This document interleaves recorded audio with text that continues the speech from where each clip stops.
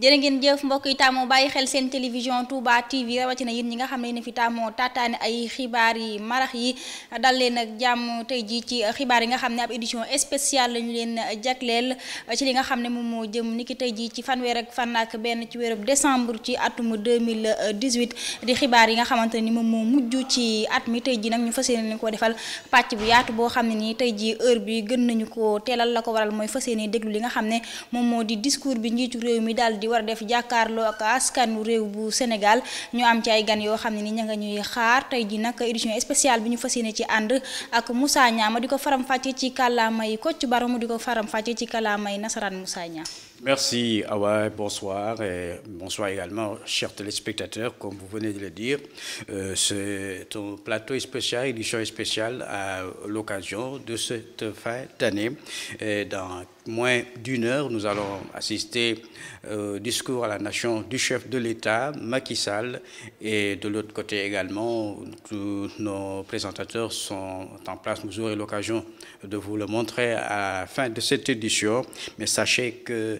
c'est un discours, Awandia, il faut le dire, discours à la nation de fin d'année, mais aussi de fin de mandat, car le président sortant, Macky Sall, est également président à la candidature pour la présidentielle 2019. ni nga ko waxee Moussa Niang ci kàllaamay nasaraan ponk xibaar yi sax loolu la ñuy ci daal di jiital la ca gën a fës ni ki tey jii bokk na ci fii ak simili yu néew ki nga xam moo di jiitu réew mi di président Macky Sall di def li nga xam ne moom moo di discours aada bi nga xam ne baaxoon nañoo gis njiitu réew mi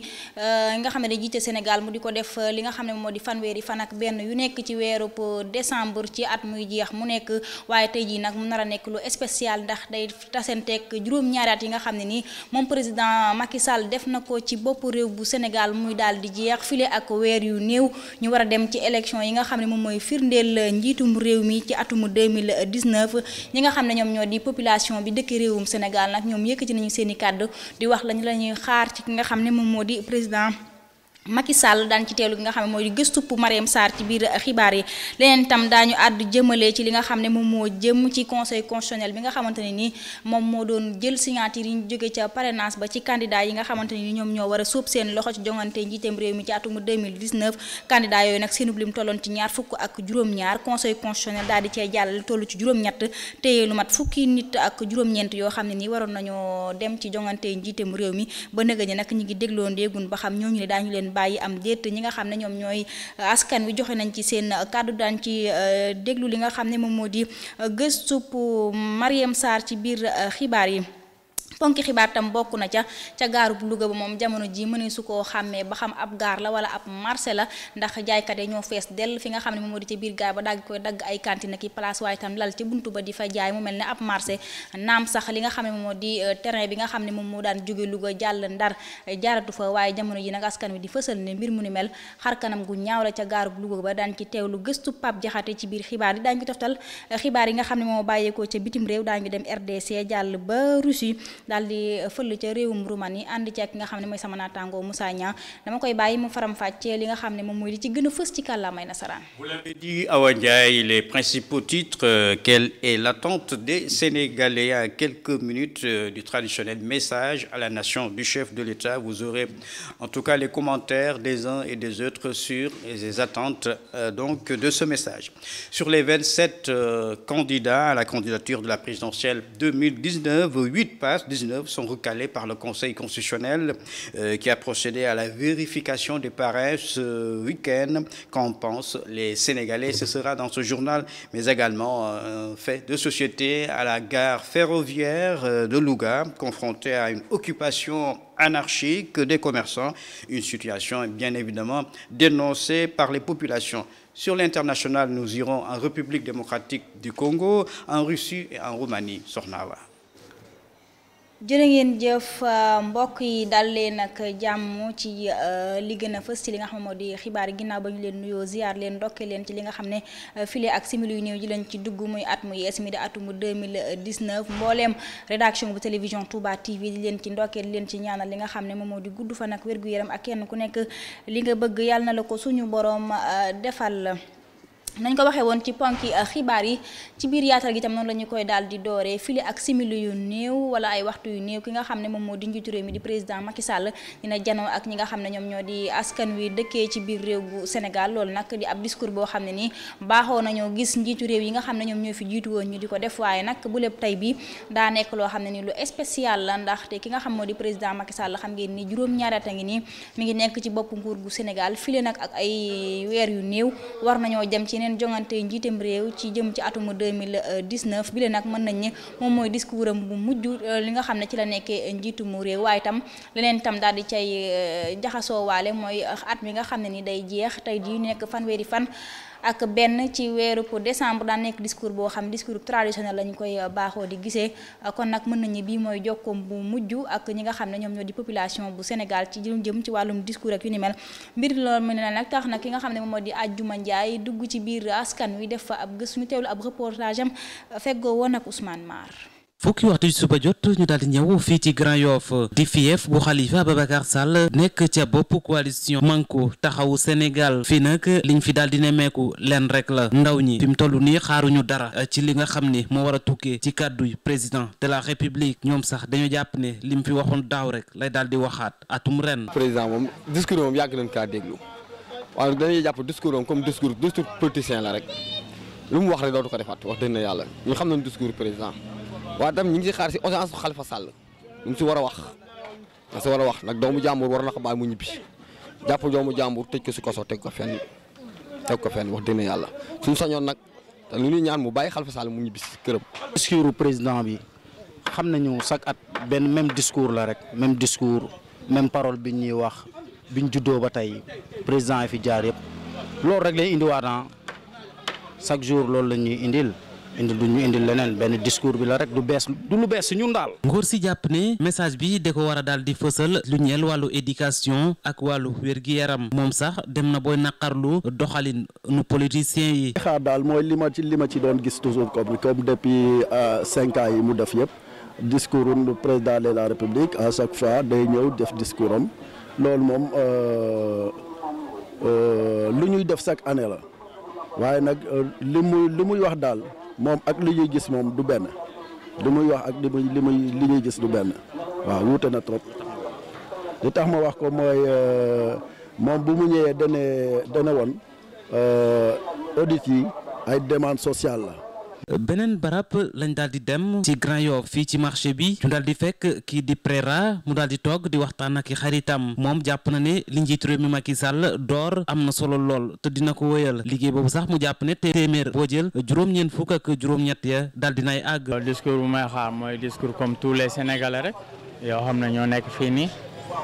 di xaar li nga xam ne tey nii promettre na ko peuple sénégalais yi mu jéem a respecter sa parole. jéem a respecté engagement moom la ñuy xaar comme ñun ñëpp mais en fait premier mandat bi lu mu jot a wane lu mu jot a wax man je suis très fier de lui parce que respecté na ko te même su ko deful à 100% def na ko à 98%.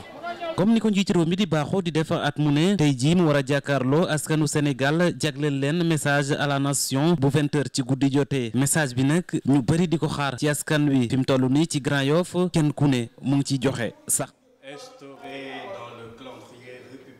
À la fin de chaque année, le chef de l'État s'adresse à la nation et présente également ses meilleurs vœux. Cette année est une année particulière puisqu'elle coïncide avec la fin de son septennat et le début d'une nouvelle ère dans la course vers la présidentielle 2019. Adjuma Ndiaye et Ousmane Mar ont fait le tour dans la capitale pour recueillir les attentes des populations. Il est 10h, nous débarquons à Grand Yoff, fief de Khalifa Ababacar Sall, tête de file de la coalition Manko Taxawu Sénégal. Dans ces lieux, presque les propos sont les mêmes. Ces jeunes n'attendent rien du message du président de la République car il affirme qu'il va répéter les mêmes promesses. Même le président de la République sait bel et bien qu'il ne tient pas ses promesses. J'attends rien du tout de son discours. Nous sommes des jeunes et la jeunesse n'a pas de boulot actuellement. C'est que je déplore l'expérimentalisation de la justice pour écarter des potentiels adversaires comme le cas de Khalifa Sall et Karim Wade. discours président bi Maintenant, la jeunesse doit prendre les choses au sérieux et doit faire face à ce régime car on en a marre à chaque fois qu'il nous répète les mêmes promesses. Donc il est temps de prendre nos décisions. Pour ce jeune homme, la priorité du message doit être accentuée sur l'éducation, la santé, qui sont les vecteurs clés pour l'émergence. Il fustige les comportements des autorités politiques et monte au créneau. Bon, les conséquences sont le discours du président de la République, c'est chaque fin d'année, il est fort. Mais à chaque fois, il donne des promesses qu'il ne respecte pas. Hein? Bon, il nous a fait promis de faire des audits sur les ressources nationales, quoi, les billets de la nation. Mais il n'a pas fait ça parce qu'il n'a audité que Karim Wade. Autre décor, nous trouvons sur place Monsieur Préra qui magnifie les réalisations du président de la République. Comme tous les Sénégalais, comme tous les Sénégalais, vraiment, moi je n'ai rien à dire à notre président Macky Sall, car tout le monde a vu son premier mandat. Tout ce qu'il a dit, il l'a respecté, même à 98%, il l'a respecté, quoi. Il a fait tout ce qu'il est en train de le dire. Comme à l'accoutumée, le président de la République va s'adresser à la nation sénégalaise ce 31 décembre à 20h. Un message qui suscite moult commentaires à Grand Yoff. Un message tant attendu qui suscite moult commentaires ici à Grand Yoff. jërëjëf Papa Adjuma Ndiaye ci xalaatu askan wi nga xam ne nii jël nga ko jëm ci li ñuy xaar ci njiitum réew mi président Macky Sall ci jano wi nga xam ne nii ci kanam tuuti dina ko def ak ñi nga xam ne ñoom ñoo di sénégalais yi. bu ñu jógee ci loolu dañuy àddu jëmale ci meneen mbir ci conseil constitutionnel bi nga xam ne mooy kër gi nga xam ne moo gàlloo lépp lu jëm jël ñi nga xam ne ñoom ñoo di parrainage yi nga xam ne nii candidat yi war a sóob seen loxo ci jongante njiitum réew mi ci atum 2019 war nañu ko faa yóbbu ba ñu ko fa yóbboo ba noppi nag doonoon seenub lim tolloon ci ñaar fukk ak juróom-ñaari candidat jamono ji nag juróom-ñett képp lañ ca nangul li nga xam ne moo di seeni signature fukk ya ak juróom-ñeenti candidat yi dañoo jàpp ne liste ba nga xam ne jox nañ leen ko ci ay signature daa am ay ñaarte yoo xam ne maanaam la ñuy wax doublure ci wàllum tubaab am na ca biir liste ba tax mi daal di leen di téye loolu leen nag askan wi am na luñ ci xalaat ñu teewlu ci li nga xam ne gëstu bi nga xam ne Marième Moustapha Sarr def na ko ci feggoo woon ak Ousmane Mar. may xamal askan bi rek ni lépp ci suñu ay këyit lépp loo xam ne yoon laajte woon na ko mataloon nañ ko ba mu doy ba am nañ sax loo xam ni dencoon nañ ko te ba ñu demee bu fekkoon ni dañu waroon a remplacer wala ñoo xam ne dañ ci war a defar dara loolu yëpp pare woon nañ amoon nañu leneen ci clé amoon nañu li nga xam ne aussi nekkoon na ci ay dossier comme ni ko yoon laajee kon bés boobu dafa dul woon bésu joxe dara pour ñoom ñu jël ba ñu paree tamit ka nga xam ni moom suñu ndaw la dañ ko yebal waaw lii gën ci li nga xam ne mooy yoon def na ko dellu na ci ki nga xam ni moo ko yebaloon muy président Cheikh Hadjibou Soumaré mu rendre ko compte wax ko lu mu jëlee ci conseil constitutionnel boobu moom it ci matam ak ci bëgg bokk ak ñëpp li nga xam ni xibaar la woo nañu ñun ñi nga xam ni ñooy jege laajam ñu toog waxtaan ci loolu nga xam ni suñu ndaw li moom la jëlee foofu waaye comme tamit dañu nekk ci coalition woo nañu ñëpp ñi nga xam ne dañuy ànd ak Hadjibou Soumaré pour wax leen tamit la nga xam ne moom lañ fa jëlee woo nañu tamit ñëpp ñi nga xam ne ñooy taskatu xibaar yi pour wax leen la nga xam ne moom lañ jëlee foofu ak lan moo si suñu position ñu jàpp nag ni ñoom alarba lañ ñu wax ñu jàpp ni alarba soriwul waaw dinañ dem wuyu ji foofu ci alarba waaye ñi ngi wax sénégalais yëpp ni ñun tey la ñu gën a jàpp ni candidature Hadjibou Soumaré amul dara lu ci sikk amul dara loo xam ni manqué na ci matal nañu liggéey bi ni ñu ko war a defee rafetal nañ ko ni mu war a defee jaar na yoon ci ni nga xamee noonu la war a demee tey tamit jàpp nañ ni muy tey muy suba muy ginnaaw suba candidature Hadjibou Soumaré day continuer ndaxte dafa war a nekk day continuer ndaxte dafa dëppoo ak li nga xam ne yoon la wax day continuer ndax li gën ci Sénégal ci njëriñu Sénégal. Je vous le disais tantôt, le Conseil constitutionnel qui a procédé à la vérification des parrains, c'était ce week-end. 19 candidats sont recalés parmi les 27. Qu'en pensent les Sénégalais? En tout cas, Amadou Dia, qui est conseiller spécial de Hadjibou Soumaré, qui fait partie des candidats recalés, dit ce qu'il pense. Nous considérons que nous avons déposé le nombre requis, puisqu'il le fallait. Nous considérons que nous avons en réserve beaucoup de parrains, de listes de parrains, une liste préparée dans une clé et préparée dans des dossiers, comme la loi le dit. Et nous attendons, s'il faut faire des remplacements, des substitutions et autres, ou des corrections, nous attendons de pouvoir le faire. Mais il est clair et évident que nous avons le nombre requis. Nous avons travaillé sérieusement sur ce parrainage-là. Nous n'avons rien fait à la légère. Et nous estimons que notre candidature, la candidature du président Cheikh Hadjibou Soumaré, est valable et elle sera retenue. Notez tout simplement, à l'intention de tout le monde, que jusqu'à présent, le Conseil constitutionnel n'a pas écrit ni dressé une liste pour dire qui est candidat, qui ne l'est pas, qui est hors course et qui ne l'est pas. Chacun peut dire que je suis candidat, mais il est clair et évident que ça ne peut se faire que sur la base d'une liste officielle, une notification qui se fera. Et en ce moment, nous pensons et nous estimons, avec tout ce que nous avons fait, sur le travail sérieux que nous avons fait, que notre candidature ne peut que passer. Et elle doit passer pour le bien du Sénégal. ginnaaw kaab du Amadou Dia yooyu bokk ci ñi nga xam ne ñoom ñooy xelal Cheikh Hadjibou Soumaré bi nga xam ne ni dafa bokk ci candidat yi war a dem ci jongante njiitam réew mi ci atum 2019 te conseil constitutionnel daal di dakkal li nga xam ne moom moo di ay parrainage am.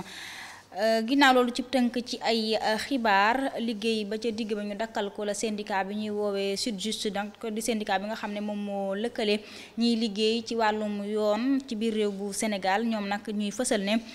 ginnaaw ba ñu amalee seen grève semaine bi ñu génn grève ñaari fan boo xam ne ni defoon nañu ko tey ji dañoo dakkandali seen liggéey bi ñu liggéeyee ba bis bi daal di xaaj la ko waral nag mooy dañuy fësal ne nguur gi daa wàccewut ak ñoom te la ñi nga xam ne tënkoon nañu ko ci weeru octobre bi nga xam ne moom la ñu génn mu jëm ci seen àq ak seen yelleef te ñuy fësal ne xeex boobule du ñu ko dakkal benn yoon li fekk protocole d'accord bu octobre bi ñu génn nguurug Sénégal waxut lu ca jëm mbaa mu respecté li nga xam ne ni moom lañ ca waroon a def Moussa Niang. Dit Awa Ndiaye, le Sytjust, syndicat de travailleurs de la justice qui a observé ce matin un débrayage. Ces syndicats demandent tout simplement que l'État revoie les négociations d'octobre dernier. Et si cela n'est pas fait, en tout cas, les travailleurs décident de se radicaliser, de mener une lutte sans merci. Soxna Awa. ginnaaw loolu dañu naan coow ba fi nga xam ne moom moo di ca diwaanu bu Mbàkke ak Touba foofale nag jamono ji ñi nga xam ne ñoom ñoo di candidat yi ña nga fay jaaba jonge ndax ci ayu bés bi la lu mat ñett wala ñeenti candidat amal nañu fa li nga xam ne moom moo di ay waxtaan waaye itam jëmale itam ci ay meeting ñooñee bokk na ca maître Madické Niang mi nga xam ne moom mooy candidat bu coalition Madické 2019 moom nag ci kaaw bi la di daloo li nga xam ne moo di permanence bu yees ca diwaan bu Mbàkke ca yoon wa nga xam ne moom moo jëm Kayel waaye itam bam ca noppee daal di amal ab meeting foofule ca boulevard bu Ndoyeen di ca fësal daal ne ñi nga xam ne ay libéraux lañu dañoo war a ñëw daal di ànd ak moom su ko defee mu daal di mën a jot ci boppu réew bu Sénégal wuutu fi ki nga xam ne moom moo di président Macky Sall su ko defee ñu daal di honoré ki nga xam ne moom moo di président Abdoulaye Wade bi nga xam ne mooy seen baay ci biir réew bu Sénégal ñu teewlu maître Madické Niang ci micro Mor Jaxaane feggoo woo na ko Seynou Mbodj. dama bëgg sama wax sama frère libéraux yi comme résultat yi ñi ngi génn man nag maa ngi sant waa Mbàkke waa Touba awma seen fay parrainage yi ñëpp gis ni ci 45 jours Touba jox nañ ma 156 000 parrains awma seen fay te loolu ay jàmbaar yu rëy waxuma ñi nga xam ne dañu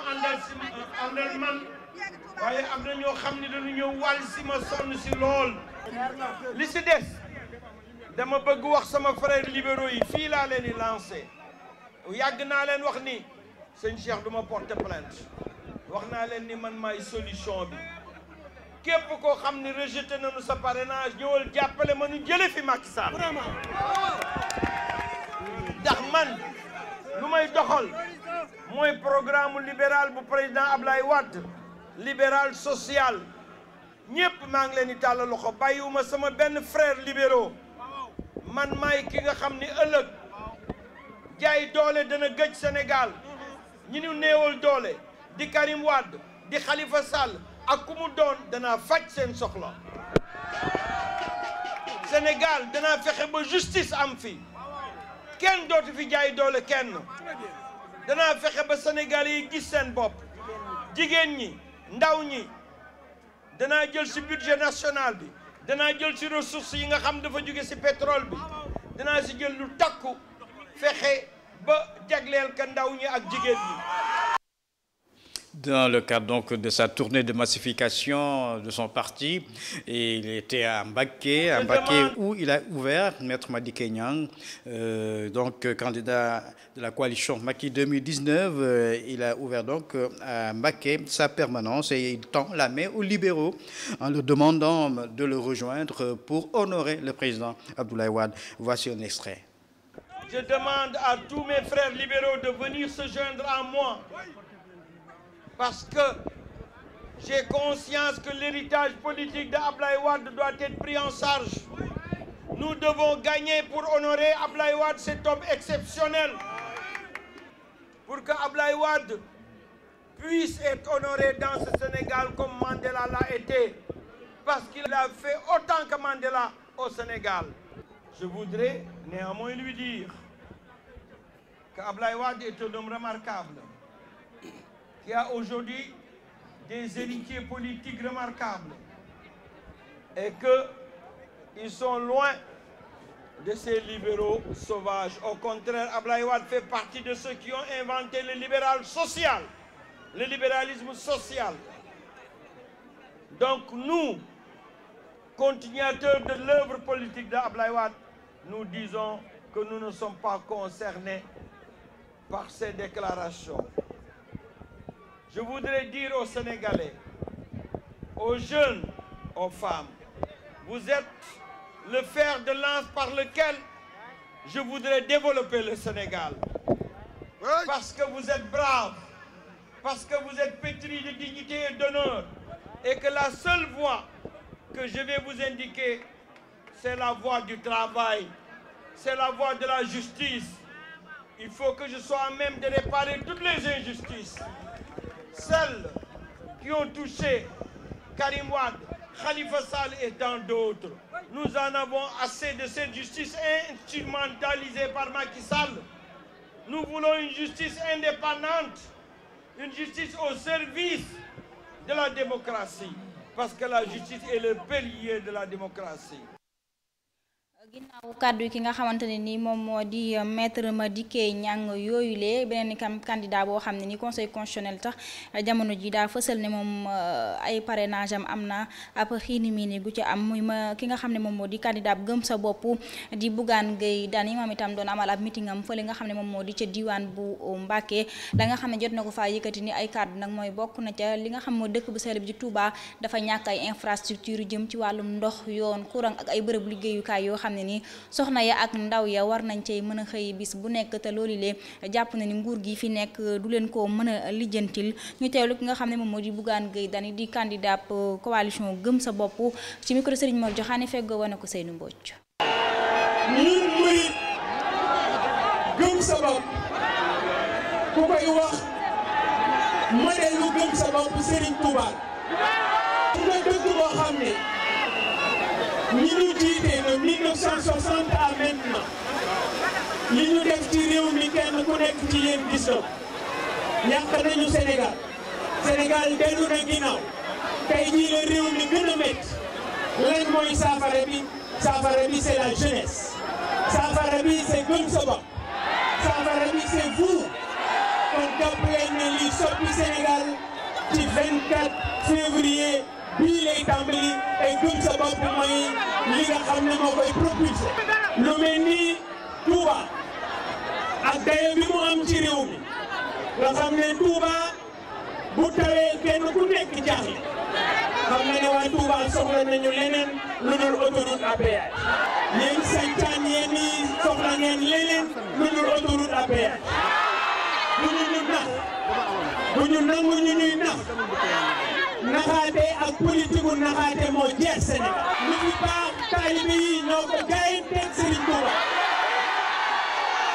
dafa jaadu ñu rendre hommage benn kuréel bu tudd Touba ca kanam xam nga bu ñu demee ba Touba ca kanam taxaw lu baax Touba ñu bëgg ko fay def ça veut dire que Touba état bi defu fi dara surtout Serigne Touba bu jaar ci autoroute bi da ngay fay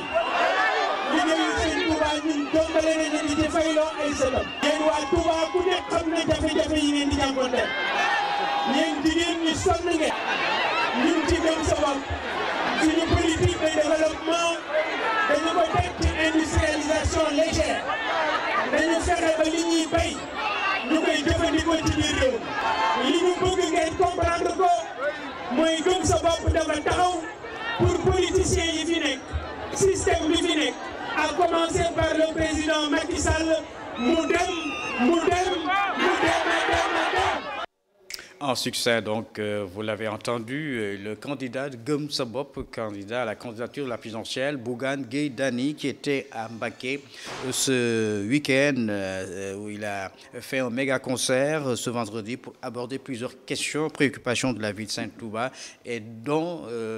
tirer les populations de leur désenclavement, de leur enclavement plutôt, Soxna Awa Ndiaye. jërëjëf Moussa Niang ki nga xam ne moom moo di Bougane Gueye Dany moomule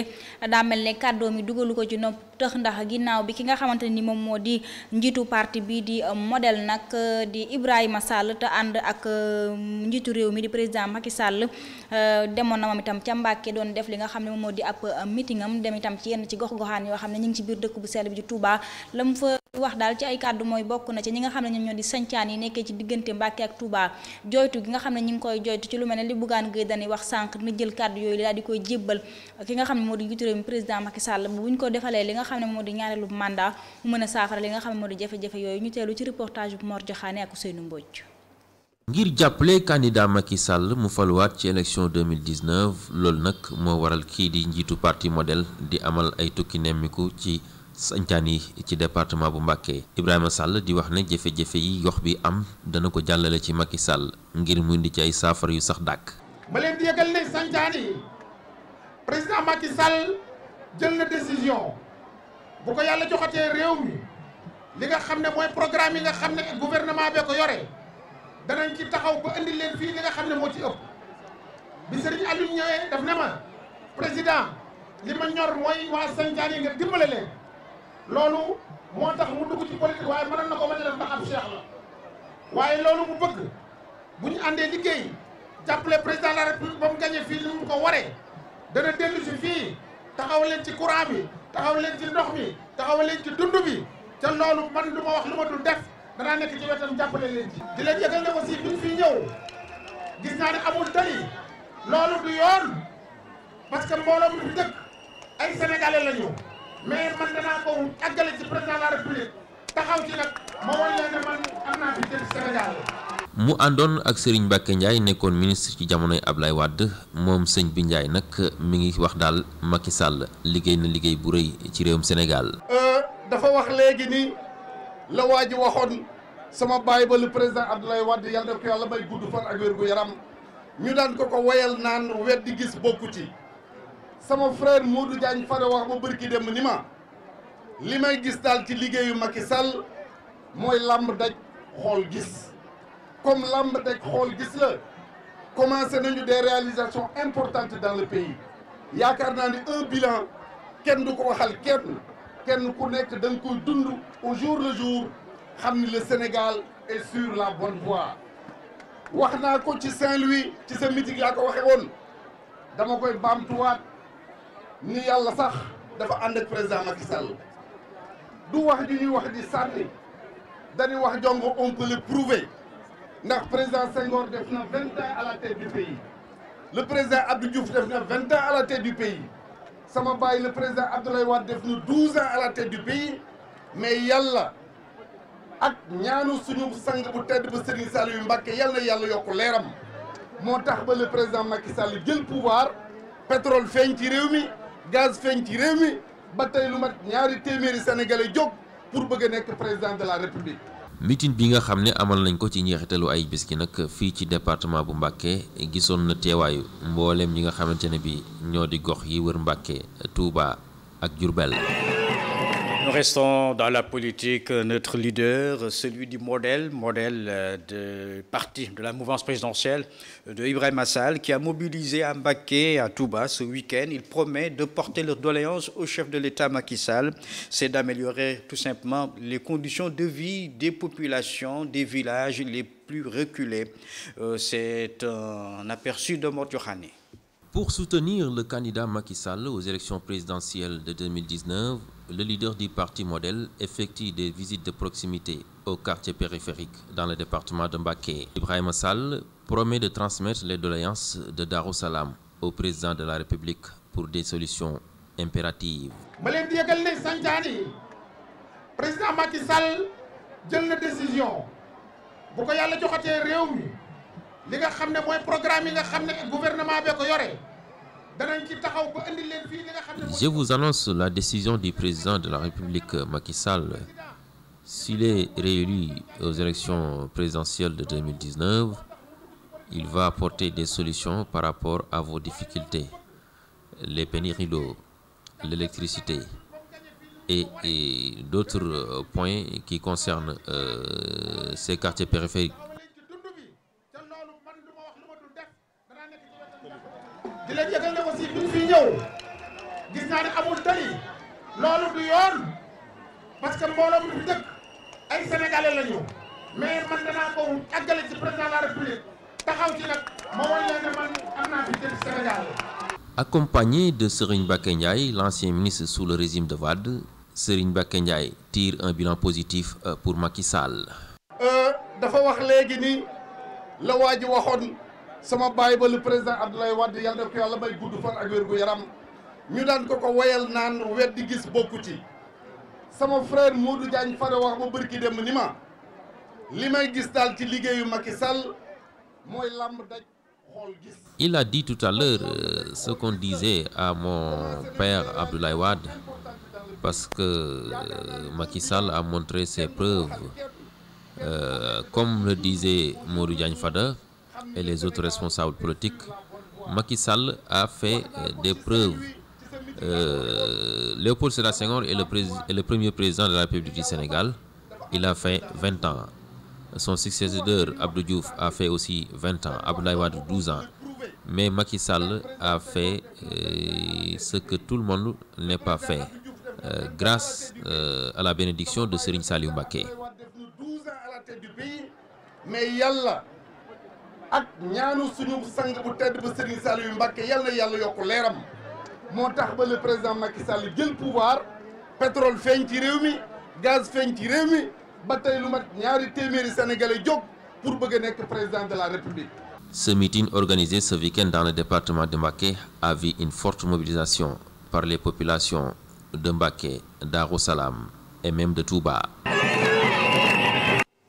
ci kàddu yu Mor Diokhane yooyu sax ci la ñuy daal di jógee fi nga xam ne moo di ca diwaanu dëkk bu sell bi ji Touba daal di ñëw ba fi nga xam ne moom moo di ca diwaanu Ziguinchor ci tënk ci ay xibaar ñeenti doomi aadama yoo xamante ne ni teg nañu leen loxo ñu jàpp ne dañu doon def ay ñaawteef yoo xam ne ni bokk na ca di daal di jaay li ñuy woowee ay faux billets maanaam xaalis boo xam ne ni jàpp nañu ne baaxut ñu ngi leen tege loxo na fi nga xam moo di ca Kafountine ca Diana daal leen di yóbbu ca kaso bu dëkk boobule file ak àjjuma nag ñoom ñeenti doomu aadama yooyu jàpp ne jenn soxna sax ma nga ca biir daal di leen di ñeenteel daañu leen defeere ci li nga xam ne di parquet bi ci bu àjjuma ji ñuy dëgmal daal di dikkee Moussa Niang. Seront déférés donc au parquet ce vendredi. Il s'agit de 4 individus dont une femme qui ont été arrêtés à Ziguinchor,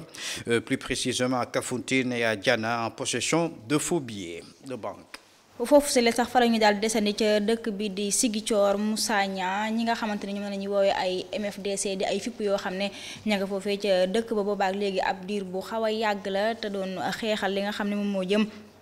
ci dëkk bi la di Casamance ñoom nag jamono ji xel mën na cee dalandeegun du samay kàddu ko yëkkati moom mooy Robert Sagna di kenn ca ñoom ma ngay fësal daal waxtaan yi nga xam ne daana am ci seen biir ñoom ña ñuy jàppee ay rebelle nag te bu njëkk ba daaw ab déggoo daawut am ci seen biir jamono ji nag gis nañu ne ak déggoo ma ngay am ci seen biir ba ñu mën a lëkkaloo tënk waxtaan yooyu le daal di amal ay waxtaan ak ñi nga xam ne ñoom ñoo jiitee réew bu Sénégal ba jàmm daal di mën a dellu si foofalee ca dëkk bi la di Ziguinchor kàddu yi nag ki nga xam ne moom moo di Robert Sagna di kenn ci njiiti MFDC moom moo fësal yile xibaar.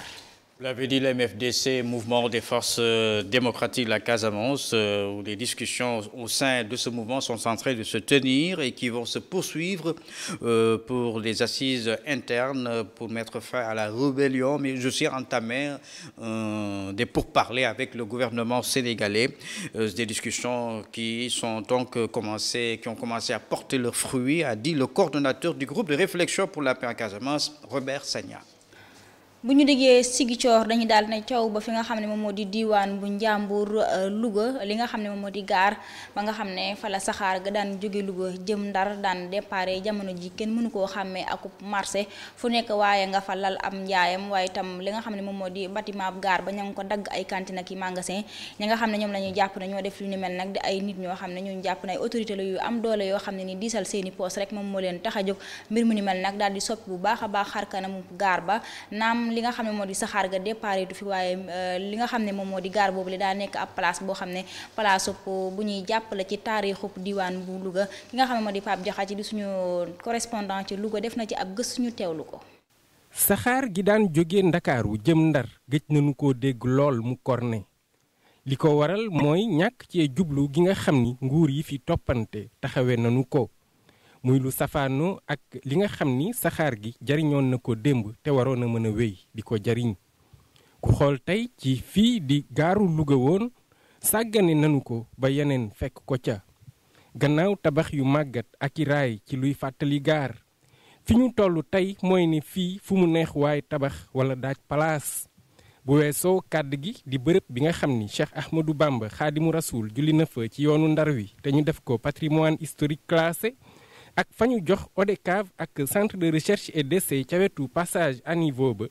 fii daanaka leneen lu fi taxaw borom dafa jënd place bi tabax ko wala mu luyee ci lu amul benn garantie. commerçant tailleur menuisier jaaykatu brique marché légumes daral ak yeneen ñooy doxal seeni activité ci gaar bu Louga. bu lii tekkiwul ne saxaar dootu fi yuuxu bala mu ko fee defati dana yàgg lool. ngir yombalal mbir mi ñooñu sanc ci gaar bi ngir doxal seeni activité am na ñuy jóge Thiès le 5 bu jot te ñu ne ci ab GIE lanu bokk bu dajale ay anciens cheminots bu ñu ñëwee def fi ay fan encaissé gaay yi delluwaat leneen sax xew na fi bu yàggul rek benn magasin bu mag bu nekkoon ci gaar bi benn nit bu jógee feneen ay kilifa yu yor doole taxawu ko mu daaneel lu bâtiment bi jël ay feeram dem ci jamono yi nga xam ni ñu ngi dëkkmal ku ñuy jox réew mi askan waa ngi xaar ndax dundalaat gaar yi dana am ñu ko ci namm.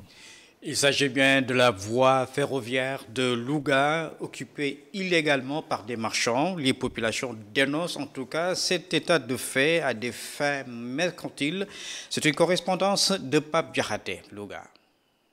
Sur l'axe Dakar-Saint-Louis, le train n'a pas sifflé depuis longtemps. La faute à un abandon pur et simple par les pouvoirs publics de ce mode de transport jadis florissant sur le versant nord du pays. L'exemple de ce qu'est devenu l'ex-gare ferroviaire de Louga illustre bien l'acception selon laquelle la nature a horreur du vide. Ici, en lieu et place d'un service des chemins de fer fonctionnel, c'est toute l'emprise de la gare qui étouffe de la rapidité déconcertante des constructions anarchiques, excepté Kadegui, le site où Cheikh Ahmadou Bamba avait prié, érigé patrimoine historique classé, et du côté du passage à niveau où sont logés l'ODCAV et le centre de recherche et d'essai, tout le reste s'est retrouvé là pour avoir tout simplement acheté ou loué un espace, à titre précaire sûrement. Commerçants, tailleurs, menuisiers, briquetiers, bricoleurs, marchés aux légumes et foirailles ont fini de prendre possession des lieux, une manière de signifier que le train ne sifflera plus ici, si ce n'est avant très longtemps. Pour faciliter et entretenir ces implantations, certaines personnes se réclamant d'un GIE d'anciens cheminots basés à Thiès passent encaisser les occupants à partir du 5 de chaque mois. Il faut signaler aussi que tout dernièrement, c'est toute la ferraille d'un magasin abandonné de la gare qui a été enlevée sur les ordres d'un homme qui avait ses documents ainsi que la protection de l'autorité. N'est-ce pas que, parmi les engagements à prendre par ceux qui aspirent à diriger le Sénégal, devrait figurer en bonne place, le sort réservé à certaines gares ferroviaires du pays. ñi ngi koy jaajëfal moom Pape Diakhaté moom lee di suñu ndaw ca diiwaan bu Louga ci foofule sax fa la ñu daal di jeexale xibaar yi nga xam ne moom moo soxal biir réew bu Sénégal daal ne coow ba bitim réew dem ca réewum RDC Russie ak Roumanie ci dimbalal way xarala yi. ñu doore ko ca République démocratique bu Congo lu ëpp fanweeri million ak juróom-ñeent ci ay doomi aadama nag ñoo génn dimanche gi ngir dem wote ji vote boobee nag doonte sax mbënd ma bëri na ci réew ma fitna ga ak feebar bi di Ebola terewul wàcc nañu dem ci bureau de vote ya wote ñi nga xamante ni ñoom ñoo di observateur yi nga xam ne dañoo bàyyi ko ba bitim réew ñëw saytu élection yee nee nañ lu toll ci junni ak juróomi téeméeri xew-xew daan nañu ko gis ci élection bi ci loo xam ne jaarul yoon Joseph Kabila nag askan wa la ñu bëgg mooy mu abal leen ndax ñetti mandat ngi nii yu mu tegloo ca bopp réew ma ak li atum 2001 ba fii moom nag tànn na koo xamante ni moom moo di ndeyjooram di Emmanuel Ramazani ngir que nag mu taxawaayam waaye nag njort nañ ni ku jégi jël raw gàddu gi rawatina ki nga xamante ni moom moo di Martin Fayulu mi nga xamante ni ay sondage dafa wane ni mën naa jël bopp réew ma. ñu dem ba réew bu Russie nag fanweeri tout tànk ya nekk doomi Russe ak seen yaay ya nga xam ne dañu leen a jàpp ca fa nga xamante ni moom moo doon ca Irak ndax ne dañoo bokk ci groupe état islamique di way fipp ya daan nañ leen a delluwaat ci seen réew ba ñu cosaanoo di réew Moscou ñoom tout tànk yooyu nag ak seen yaay ba ñu accès dañu leen yu jubali ca l'hôpital ba ngir faj leen jiitu réew bu Russie di Vladimir Poutine moom nag waxoon na ni dina teg benn programme boo xam ni xale yi dinañu mën a dellu siwaat ak seeni yaay lu toll ci ñetti téeméer ci doomu aadama ca Irak daan nag téeméer gi dañu leen daan boo xam ne daanu faat seen bakkan la ca Irak. ñu dem ba réewu Roumanie ca Roumanie nag gannaaw ba Autriche jëlee bopp Union européenne tey ji nag Roumanie daan na ko wuutu ci donkaas gi Roumanie nag juróom benn weer nañu fas yéene toog ca bopp Union européenne maanaam di mbootaay Europe jiitalu commission Union européenne nag di Jean-Claude Juncker moom nag am na daal luy xelam di jiixi njaaxaat ci ni mën nañu taxaw ca bopp Union européenne ci anam boo xam ni mën naa bañ a mucc ayib loolee daal la njott ñu wax ni nag institution européenne yi lu ci bëri nag dañoo taamu ñi nga xam ne ñooy majorité gauche ba nekk ca fa nga xam mooy Roumanie loolu moo sabab kon nag ñu daal di am ndam ba war a taxaw ca bopp Union européenne. Nous en sommes à la page internationale en version en wolof, mais en version française. À présent, 3 pays, la République démocratique du Congo, la Russie et la Roumanie. Malgré les inondations, les violences et l'épidémie d'Ebola, plus de 39 millions d'électeurs étaient appelés à voter dimanche en République démocratique du Congo. Un scrutin décisif pour désigner notamment un successeur à Joseph Kabila, le président sortant. Une élection marquée par des affrontements et surtout d'innombrables dysfonctionnements. Au total, plus de 1500 incidents ont été rapportés.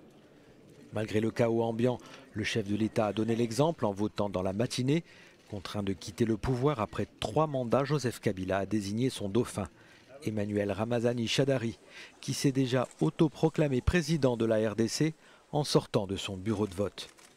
Mais l'opposition se tient en embuscade. 2 candidats se disputent la 2e place, Félix Tshisekedi et Martin Fayulu, ce dernier étant donné vainqueur par certains sondages avant le scrutin. À Beni, au nord-est du pays, bien que le scrutin ait été reporté au mois de mars prochain, des milliers d'habitants ont organisé un vote fictif pour manifester leur mécontentement. Techniquement, ces populations ne pourront donc pas participer à l'élection présidentielle, dont les résultats ne sont pas attendus avant le 6 janvier. « 30 enfants russes de djihadistes ont été rapatriés d'Irak à Moscou dimanche. Leur mère serait emprisonnée en Irak pour appartenance au groupe État islamique. Leurs pères seraient tous décédés dans les combats. 30 enfants ont été ramenés à la maison. Leur état de santé est évidemment inquiétant. Ils sont très minces et faibles. Nous savons que la prison n'est pas le bon endroit pour eux. C'est la première fois que l'on rapatrie des enfants en Russie et il y aura de nouvelles tentatives. Nous avons déjà une liste de 36 enfants et nous espérons que cette liste sera confirmée à la mi-janvier. Lors de sa grande conférence de presse annuelle mi-décembre, Vladimir Poutine avait affirmé qu'un programme pour le retour de ses enfants était en cours et qu'il allait se poursuivre. Récemment, un juge a obligé la Belgique à rapatrier 6 enfants de djihadistes et leurs mères. Mais le gouvernement belge a annoncé vouloir faire appel pour ne pas avoir à accueillir les mères. La France envisage aussi de ne rapatrier que des enfants sans leurs parents partis faire le djihad.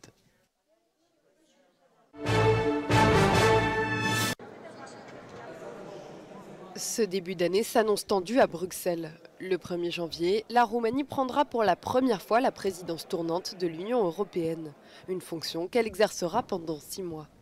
Le président de la Commission européenne émet des réserves. Il doute de la capacité du pays à assumer son rôle. Bucarest n'a pas encore pleinement compris ce que signifie présider les pays de l'Union. L'action prudente exige aussi la volonté d'être à l'écoute des autres et de mettre ses propres préoccupations au second plan. J'ai quelques doutes à ce sujet. À l'origine de son inquiétude, la corruption endémique dans le pays. Les dirigeants roumains sont vraiment obsédés par leurs propres problèmes juridiques, par le fait de ne pas aller en prison. Nous avons un gouvernement qui n'a qu'une priorité, empêcher les dirigeants politiques de rester en prison, de garder leur fortune dans leur poche plutôt que dans les caisses de l'État. Donc je pense que c'est l'une des principales préoccupations de l'Union européenne concernant la Roumanie.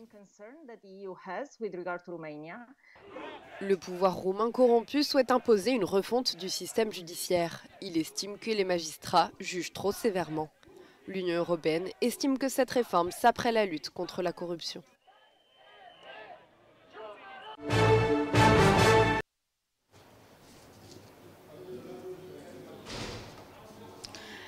ci xibaar yi bitim réew yooyu la sax ci la xibaar yi daal di buur waaye bala ñoo ñaanalante ñu leen di fàttali ni ki tey jii moom mooy xibaar yi mujj ci atum 2018 bi nga xam ne ni ci la ñu génn atum 2019 mi nga xam ne nag moom la ñu dëgmal seen rédaction télévision Touba TV di ci ñaanal mboolem téléspectateurs yi nga xam ne ñoom ñoo di bàyyi xel fii ci biir réew bu Sénégal ak ci bitim réew naataange atum jàmm ak atum salaam waaye itam di ko ñaanal mboolem ñi nga xam ne ñoom ñooy liggéey fii ci télévision bi nga xam ne moom mooy lëkkalee askani waaye jox léppam Serigne Touba Cheikh Bamba Khadim Rasoul ni ngeen ko waxee woon sànq man ak sama naataangoo Moussa Niang mi nga xam ne ñoom ñoo bokk édition spéciale bi su ngeen ñaari naataangoo ku ci mel ne Adjuma Mbagnick Diouf ak ki nga xam ne moom moo di Jibril Ndaw ña nga fële toog ca geneen wàll ga di xaar ñi nga xam ne ñoom ñoo di invité yi nga xam ne ñoom ñoo jógee ci parti yi nga xam ne ni fas yéene nañ leen a invité ñu toog ak ñun daal di waxtaane li nga xam ne daal di càmbar itam li nga xam ne moom moo jëm ci discours bi nga xam ne njiitu réew mi di président Macky Sall war na koo def file ak simili yu néew Moussa Niang. Voilà, Sokhna Awa, moi aussi je vous présente tous les vœux, mes meilleurs vœux, de bonne et heureuse année. Ça a été un plaisir en tout cas de partager ce plateau avec vous. Mais également nous présentons nos meilleurs vœux à tout le personnel, aux chefs hiérarchiques, à l'ensemble du personnel, mais aussi aux populations, à nos très chers téléspectateurs, à toute la Oumma. Vous l'avez dit tout à l'heure, de l'autre côté, nous avons nos co-présentateurs, Djibril Ndaw et Adjuma, bien sapés d'ailleurs. Hein, voilà, nous vous disons au revoir. Voilà, très bien sapés. Voilà, et nous allons tout cela pour suivre dans quelques instants la retransmission en direct du message à la nation du chef de l'État, Macky Sall. Et nous vous invitons également à suivre ensemble ce discours très attendu et qui sera commenté différemment. Merci. Moussa Niang ci kanam tuuti ci kàllaamay kocc di ngeen mën a am en direct ci seen télévision Touba TV kaddu yi nga xam ne njiitu réew mi baaxoo na koo yëkkati at mu nekk ci ba at mi di jeex ci fanweeri fan ak benn ci weeru décembre di ngeen ko mën a bàyyi xel ci seen télévision Touba TV en direct ngeen ànd ci itam ak ñaar ñi nga xamante ne nii ñoom ñoo toog ngeen jàkkaarloo ak ñoom ñooñu di Adjuma Mbagnick Diouf ak ki nga xam ne moom moo di Jibril Ndaw Jibi ñu ngi lay nuyu di la ndokkeel ci at mu bees mi nga xam ne nii fileeg ay simili yu néew dinañ ci dugg Jibril Ndaw. Soxna Aram ñu ngi leen di fay di leen ndokkeel yi tamit yow ak Moussa di wax amin tamit ci ñaan yu am solo yooyu nga xamante ni ñaan ngeen ko ci at mi nga xamante ni mooy jeex bii ñu dëgmal yi tamit ñu dugg ci jàmm ni nga ko waxee nag ñu ngi nii di waajal discours bu am solo bi nga xamante ni moom le président de la République fas yéene jàkkaarloo ak askan wi ci biir loolu yi tamit dinañu ci am ay gan ci kanam tuuti àjjuma dinañu wax ñan ñooy fas yéene doon ci ñu gan waaye daal fas nañu yéene jàngat li nga xamante ni moom mooy kaddu yu président de la république fas yéene yëkkati lenn lu nekk tombe par tombe dinañ am ñu jóge ca présidence dinañ am ñu jóge ci opposition bi ci yenn parti yëpp ñoom ñëpp kenn ku nekk fas yéene indi sa xalaat ñu def ko débat boo xamante ni daal bu yaatu la bu am solo la kon daal téléspectateurs yi bu kenn bougé xaar leen tuuti rek ñu daal di ànd ak yéen ci li nga xamante ni moom mooy analyse du discours du président de la république àjjuma ñan ñooy fas yéene doon suñuy invité. Merci donc Monsieur Djibril Ndao et merci également à nos chers confrères et consoeurs de l'autre côté qui viennent juste de terminer donc le journal spécial consacré cette fois-ci ou bien cette année à cette fin d'année donc 2017-2018. Donc comme vous l'avez annoncé tantôt Djibril Ndao, de moment à l'autre on va procéder donc ensemble avec nos invités à un suivi tout près du discours tant attendu du chef de l'État Macky Sall qui va s'adresser donc à la nation tout entière. Il va revenir ou bien il est attendu sur plusieurs questions essentielles donc qui font la une ou bien le quotidien de tous les Sénégalais. D'un moment à l'autre, ce sera ce discours tant attendu du chef de l'État Macky Sall. On sera accompagné également de plusieurs sommités des personnalités politiques donc du côté de la présidence. On sera donc avec Thérèse Faye Diouf, elle est la directrice donc de la case des tout-petits, la directrice générale. Ensuite également, elle sera donc accompagnée, Thérèse Faye Diouf, par Maha Diouf également.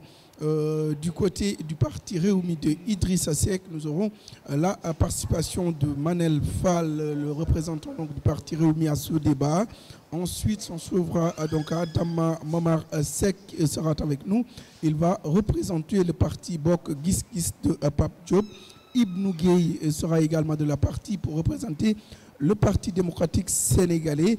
et Bassirou Samb qui va donc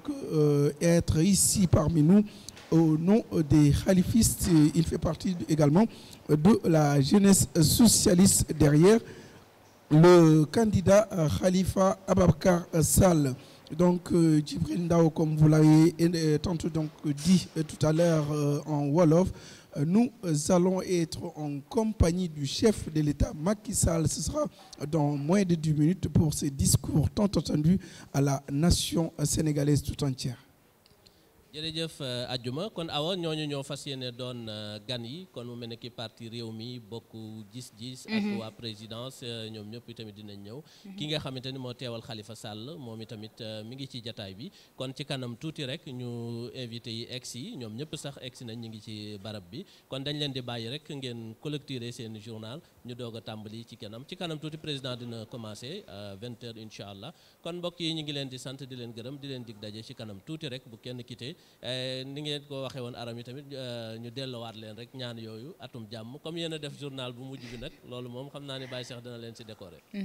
incha allah jërëjëf Serigne Djibril Ndao feggoog Adjuma Mbagnick Diouf ñu ngi leen di jaajëfal bu baax a baax ci liggéey bu am solo bi waaye itam di jaajëfal mboolem booy xarale yi nga xam ne ñoom la ñu àndaloon ba ngeen man ñoo teggat waaye itam liggéey bi bu sottee ginnaaw yàlla seen loxo ma nga ca biir ñu ngi leen di gërëm bu baax a baax ci seen teewloo ci seen bàyyi xel seen télévision Touba TV télévision bi lëkkale askan wi rawat na yéen ñi nga xam ne fi taamoo bàyyi xel xibaar yi marax yi ñu ngi leen di dig daje suba ak jàmm di leen ñaanal guddub jàmm Moussa Niang. Voilà, merci Awa et merci à toute l'équipe technique et à toute l'équipe de la rédaction qui nous ont permis en tout cas d'être là. Et nous vous présentons encore une fois nos meilleurs vœux, bonne et heureuse année et suivons tout à l'heure ce plateau magnifique avec une bonne dose d'invités. Au revoir et bonne et heureuse année.